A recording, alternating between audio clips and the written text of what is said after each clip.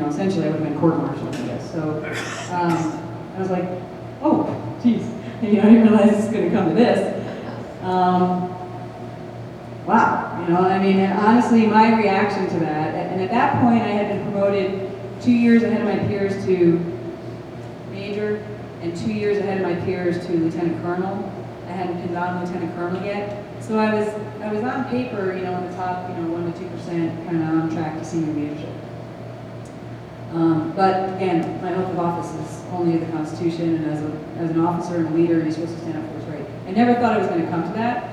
So I just kind of was like, okay, I guess I'm going to light myself on fire. I guess, I didn't realize it was going to come to this, but I'm not afraid to make this decision. So I let my boss know that I was going to be arrested, and he was going to get a phone call in the middle of the night. I had a very long mentoring session with my boss on Monday.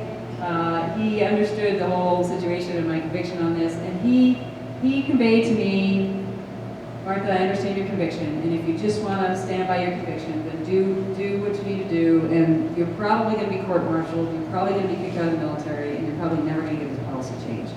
But if that's what you need to do, do it. As an alternative, if you submit to it one time, you can finally get on the staff of the people who are responsible for this stupid policy and actually get his respect and be an instrument of changing the policy from the inside out. And so this long mentoring session I had went really against my feisty Irish fighter pilot gut feeling of like, no, I'm not putting that thing on. But I have learned over the years that you got to pick your battles, and sometimes you need to listen to wisdom, even though it may go against your gut feeling. Anybody ever had that lesson? So I decided to listen to him, and I decided, okay, I'm going to comply with this thing one time. I let them all know I'm going to comply with it one time, not because I'm afraid of the threats that you've conveyed to me. I'm complying with it because I'm committed to getting this policy changed and getting over here and being part of this mission. Again, it's a long story. I won't bore you with all the details, but that didn't work so well. I complied with it the one time. The general basically then ordered me to shut up and never bring it up again. He saw all my research. He realized it was his policy. He just was over there for a year, and he just refused to change it. I even wrote up a new policy for him for while women were on official duty, traveling from one base to the other, or traveling to the military headquarters. If I was going to give a briefing, I would have to wear the burqa over my uniform, get out of the vehicle, walk in, take it off, and then give a briefing in my flight suit with my rank on, representing the U.S. military. It's totally dysfunctional. Or going to the international airport to travel. It was those three conditions I wrote the new policy for. But he refused to accept it and said he didn't want to, it was too risky, not on his watch. In other words, he was there for a year, and then he wanted to get his next star. Is the way he didn't say that, but that's the way it kind of came across to me. And I was basically ordered to never bring it up again. This was one of the most difficult moments of my professional time in the military, honestly. It was even more belittling. It was what's the matter with you? Why are you so obsessed with this? Do I need to go get you a mental health evaluation? Why can't you just shut up and do what you're told like everybody else? It was just a very interesting situation to be in. I've just never been in a situation like that. Several months went by, and you don't just wake up in the morning and decide to file McSally versus Rumsfeld, like on a whim. Several months went by. I continued to comply with the policy, and I decided then, we do have 3 branches of the government, and there's 2 that have oversight of the executive branch, and I'm not going to get this thing changed, and my oath of office is to the Constitution, and so I'm gonna take one for the home team here.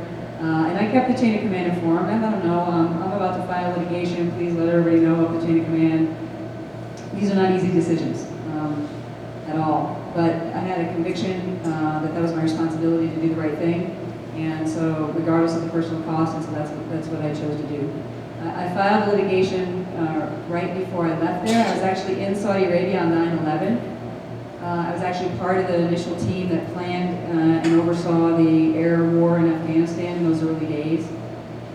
It was ironic to me that then we had Laura Bush and others on television talking about how we freed the Afghan people from the oppression of the Taliban, which is most symbolized by the women being forced to wear the burqa, at the very time that the people that were freeing them were forced to wear the burqa, you know, by our own people, a U.S. military policy. So it was actually sort of ironic and strange. But I filed a litigation, and as it was working its way through the courts, I had at that point become a White House Fellow national finalist. Like I was in the last group of people to compete for the White House Fellowship. If I had won the White House Fellowship, it would have been a 4-year commitment to the Air Force, and I was already told pretty explicitly that my career was over. And since my father died when I was 12, 34 years ago on Tuesday, August 7th, I tend to look at things like, hey, that could be the last year of my life. How am I going to live it? And so I had to make a decision, and I withdrew from the White House Fellowship National Finals because I thought if my career is over, spending 4 more years in the Air Force where I really can't be utilized well is probably not, that could be the last 4 years of my life. You know, maybe I need to go serve somewhere else. So I withdrew from the White House Fellowship, and I asked to come back home to Tucson.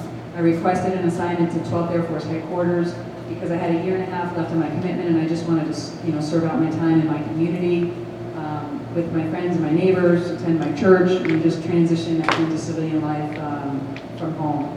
And I was allowed to do that. I came back to Tucson. As we got through the spring, I realized as we were moving through the courts, I was a legislative fellow, and there's a third branch of the government, and the yearly defense bill is coming up shortly in committee, and I know how to get legislation passed. So it's an amazing story of literally going from typing up legislation one day, like what would this look like, you know, this very short piece of legislation about how we would just basically direct the Department of Defense to not, you know, to stop having this policy. And 10 days later, it was voted on as a freestanding bill on its own on the floor of the House of Representatives unanimously. It was amazing. That never happens. And I'll never, if I go to Congress, I won't promise that I'll ever have that happen again. It was just amazing how that happened. We had sponsors on both sides of the aisle, in the House and the Senate. We then attached it to the defense bill in the Senate and worked its way through. I actually took leave, military leave, and I actually sort of did my own personal lobbying with some of the key members there in Congress to make sure this thing didn't get hijacked because the DOD was trying to put a loophole in there that was going to actually codify their policy and law. And December 2nd, 2002, I was actually back in Saudi Arabia when President Bush signed this legislation into law.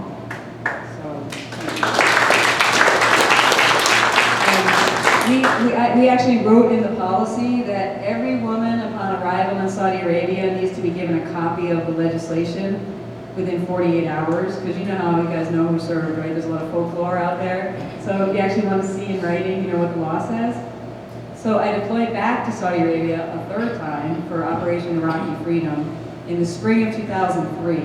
And I came in on a C-17 in the middle of the night by myself, and I was in process by a staff sergeant on the hood of a Jeep with a flashlight, and she basically was like, okay, give me a copy of your orders, here's your room key, here's this, here's that, here's a copy of this law I need to give you that says you don't have to burn a bio when you're on base. She had no idea I had written that law. And it literally was, I mean, almost to the day, it was 8 years after I started trying to fight this policy. 8 years. 8 years. So, you know, the good Lord made me an endurance athlete. I've run 14 marathons and 2 Ironman triathlons to include the one in Hawaii. And so the fiber of kind of the way I'm made is that when other people give up or get tired, I'm just able to keep going. And persistence is certainly something that's, you know, just a part of my fiber. I retired after 26 years, 2 years ago, as a colonel. And I had the opportunity, after that, I was asked to serve as a professor of national security studies at a place called the George C. Marshall Center. The Marshall Center was stood up after the wall came down to help former Soviet Union countries transition to democracy and free markets and do it in a stable way. The student body are senior government officials from all over the world. primarily former Soviet countries, but also other countries in Africa and Asia and other places as well. And I had the privilege to